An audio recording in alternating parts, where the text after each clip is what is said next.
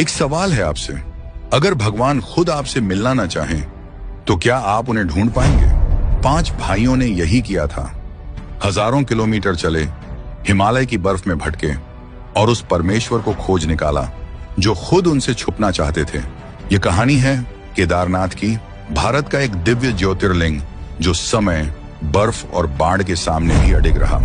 महाभारत के बाद जब सब कुछ समाप्त हो चुका था, पांडव जीत गए थे लेकिन भीतर से हार चुके थे।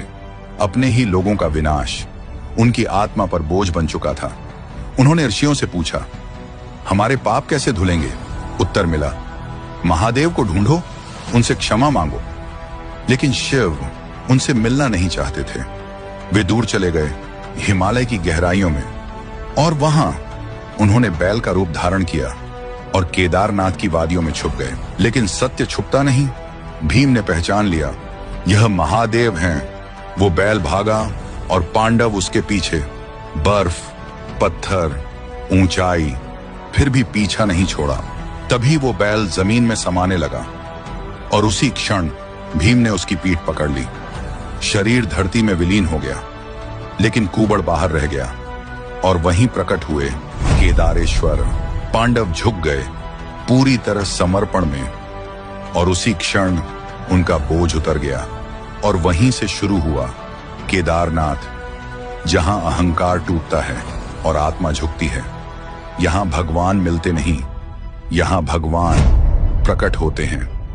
लेकिन कुबड़ तो यहीं मिला, पर बैल के बाकी अंग कहां गए? 5 स्थान, पंच केदार, उस बैल के बाकी अंग वो कहीं जमीन में छुप गए थे।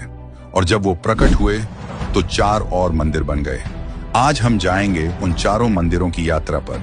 यही है पंच केदार। पहला, तुंगनाथ, दुनिया का सबसे ऊंचा शिव मंदिर।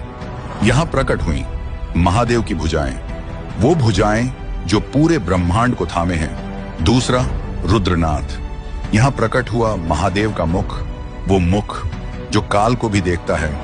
रुद्रनाथ 5 में सबसे दुर्गम है, 20 किलोमीटर पैदल, घने जंगल। शायद इसीलिए यहां जो जाता है वो बदल कर आता है। तीसरा, मध्यमहेश्वर, यहां प्रकट हुई उनकी नाभि, सृष्टि का केंद्र, जहां से जीवन शुरू होता है। मध्यमहेश्वर यानी वो स्थान जो सबके बीच में है। 5 मंदिरों के ठीक मध्य में यहां से केदारनाथ और चौखंबा दोनों दिखते हैं, जैसे महादेव खुद अपने इस धाम को देख रहे हों। चौथा, कल्पेश्वर, यहां प्रकट हुई उनकी जटाएं। पंच केदार का एकमात्र मंदिर है जो पूरे साल खुला रहता है। एक गुफा के भीतर बसा मंदिर, जहां बाहर की दुनिया का शोर एकदम बंद हो जाता है। कल्पेश्वर कहता है, जटाएं उलझी हैं पर शिव शांत है। हमारी जिंदगी भी तो ऐसी ही है। ये सिर्फ 5 मंदिर नहीं है, महादेव का शरीर है जो पूरे हिमालय में जीवित है। कुबड़ केदारनाथ, भुजाएं तुंगनाथ, मुख रुद्रनाथ, नाभि मध्यमहेश्वर, जटाएं कल्पेश्वर। सोचिए उन पांडवों के बारे में जो इन 5 स्थानों पर गए, हर जगह प्रार्थना की।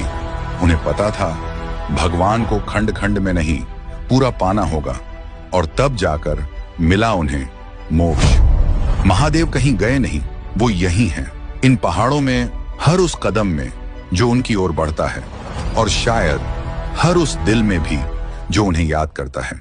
हर हर महादेव।